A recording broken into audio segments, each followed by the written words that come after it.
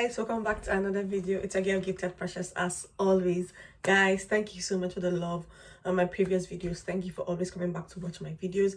Thank you for the likes, the comments, the shares. I see it all and I really appreciate you guys. Guys, if you have not subscribed at this point, please hit the subscribe button below and turn on the notification bell so you can get notified when I post new videos. And if you're a returning subscriber, thank you so much for always coming back. You're the real G and I appreciate so much. So guys, today I'll be talking about 7 things you should do in the UK when you arrive as an international student. 7 things or more, but I will try and relate it to 7 things because I don't want this video to be too lengthy.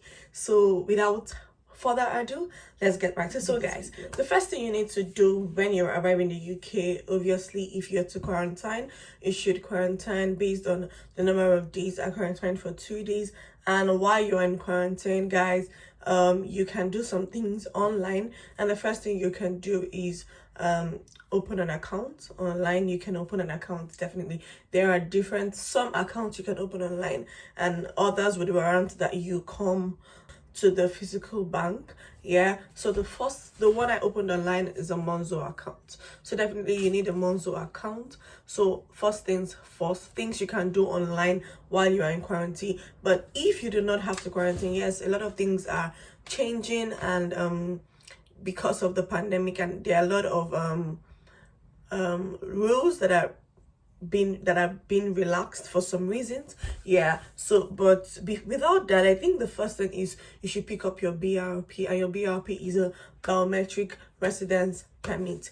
Yes, whilst you received your visa, there's a stamp on the visa. The stamp is just to let you in to the country, but your BRP will stand as like a form of identity, and it's going to like carry your name, but just basic things about you, your name, your date of birth, the duration of your studies, basically, and how many hours you should work in the week, or just the duration of your studies. So it's like a card, like just a small card.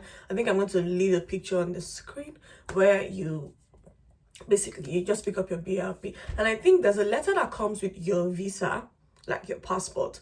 That letter would show where you can pick up your BRP.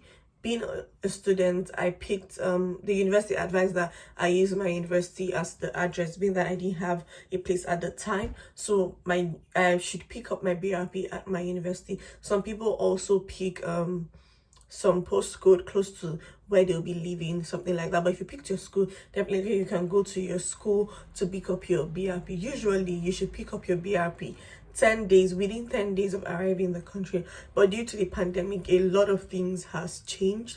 So I think it should be 10 days after, like during the period of maybe after you've quarantined. Or that's on the BRP. Second thing is to pick up your student ID. As a student, definitely you should have a form of identification.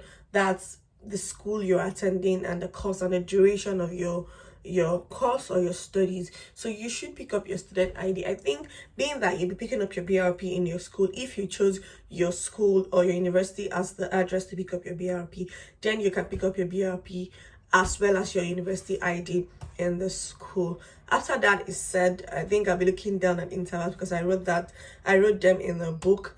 Now the third thing you should do, I think, is to get a SIM card. I mean, you want your phone running, you need access to internet. Yes, most location or most accommodation have, in fact if not all, have Wi-Fi. So I think when you need to be able to communicate with people, so offline and online basically. So you need to register for or just get a SIM card. I'm using EE, but there are different SIM cards you could get, or service or network providers you could patronize. There's EE, there's GiveGav, there's Vodafone, there's just different. So you could just choose whatever works for you and your location.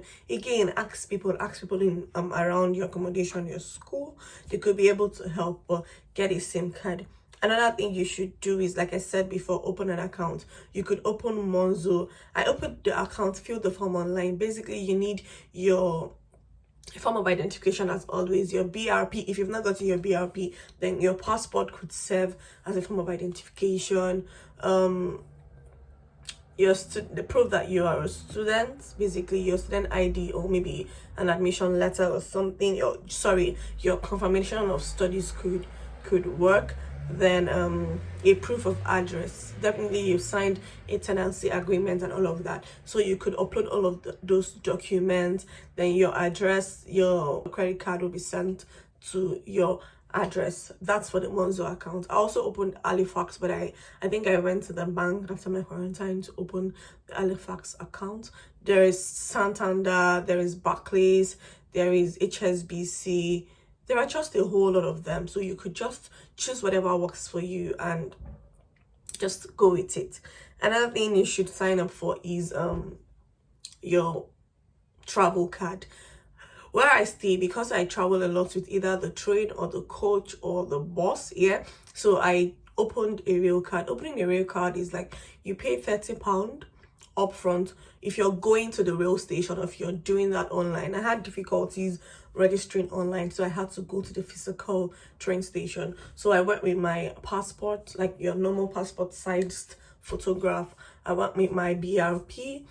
Then just I filled out a few form and I paid them £30 for the rail card. So I have my rail card, and then the coach card, I think I paid about £17 with my BRP as well.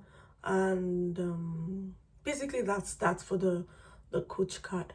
And there are different stages. Being a student, you have like the 18 to 25 age for that, and I think there are just different stages in the application for the train, or the like different what I call it, stages, just different stages for the train card and the rail card application. Then I think you should also apply to a GP. You know, when you were applying for your visa, you paid for the IHS, that's the International Health Immigration Health Surcharge. You paid for that. So you registering for a GP is like when there's an emergency set up, or you need to see a doctor, or just an health emergency, you can just call the GP and book an appointment and then go in to see a doctor. So that's more reason you should register for a GP close to your location. So just go online. Because of the pandemic again and everything, most of the things are done online. You can just walk in, so you just search for the GP close to your location, and just put in your postcode and all of that, and they would you will see like the closest GP to you. You could just go through their link and register with just every of your details, your BRP, your passport, your name, age, date of birth, and all of that. And you could go in for, I think, consultation or something. Or because in my case, while I registered online, then a nurse had to call me and we booked an appointment, and I went in. Basically that's that. Ever since, I've not gone to the GP for any reason. Then I think I'm not even keeping count of how many things I have said, but again, register for student discount. I mean, you're a student, you need every means to save money. You need every, like, whatever means you need to save money, by all means do that. So register for, like, there are two I would recommend. Register for student beans and uni days. Like, you would get discounts. All you need to do is just register with your student email or your student profile, just to make sure that you're a student, because it's strictly for students. So you register and you get like different discounts on different things. Okay, another thing is set up your Amazon account. I set up my Amazon account using my student email address, and I get like free delivery, a lot of like free delivery basically for the first 6 months. And I think after 6 months you could get 50% off or something. I'm not too sure, but for now I'm enjoying, student discounts and all of that. So basically that's it. I think the last thing is just to register for your NI. NI is like the national insurance number. This is more like the work thing. So if you want to be actively working, you need an NI number, because most of the application will definitely ask you for your NI number. I think mine came in like 3 weeks or less. So you'd apply for your NI and it's going to come in, because for every application you put out, they will either ask you for the NI number or a proof that you registered for your NI number. So either way, it's just try and register for it. That is if you're actively seeking for a job. So I think I'm just going to come to the end of this video. If you are in the UK and you have more tips to add, please leave a comment in the comment section. And if you aspire to come into the UK, I hope you find this video helpful. I think I'm going to also put a timestamp and just the time in the comment section. You can also save this video for later if you have plans of coming into the UK. And if you've not subscribed at this point, please click the subscribe button below and leave a comment in the comment section. Do not forget to turn on the notification bell so you can get notified when I post new videos. And please share my videos to your friends, to your families, to enemies, anybody at all. Just spread the word, okay? And thank you so much for always liking, always commenting, for the support. I see it and I appreciate, and thank you. I love you, and I'm going to see you in my next video. Bye.